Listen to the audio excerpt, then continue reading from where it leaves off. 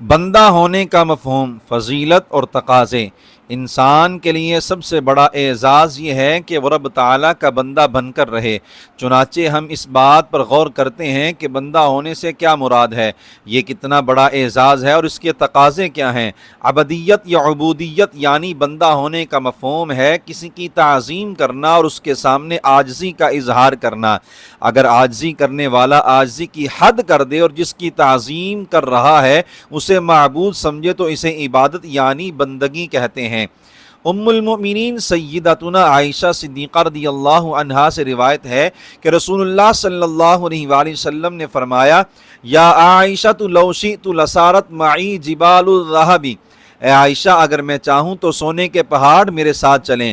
پھر فرمایا، ایک فرشتے نے میرے پاس آ کر کہا، ان ربک عز وجل یقرأ علیک السلام ان شئت عبدا نبیا وان شئت نبیا ملکا، یعنی اللہ تعالیٰ آپ کو سلام عطا کرتا ہے اور اختیار دیتا ہے کہ آپ چاہیں تو نبی ہونے کے ساتھ بندگی کا وصف رکھیں اور چاہیں تو نبوت کے ساتھ بادشاہی کا وصف اپنا لیں، یعنی جیسا کہ سیدنا سلیمان علیہ السلام نبی بھی تھے اور بادشاہ بھی۔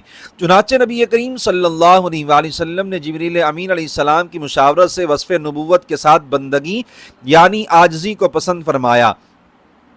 علماء نے لکھا، بندے کی نمایاں خوبیاں تین ہیں۔ نمبر 1، نعمت ملے تو شکر کرتا ہے۔ نمبر 2، آزمائش آئے تو صبر کرتا ہے۔ نمبر 3، گناہ نافرمانی ہو جائے تو معافی مانگ لیتا ہے۔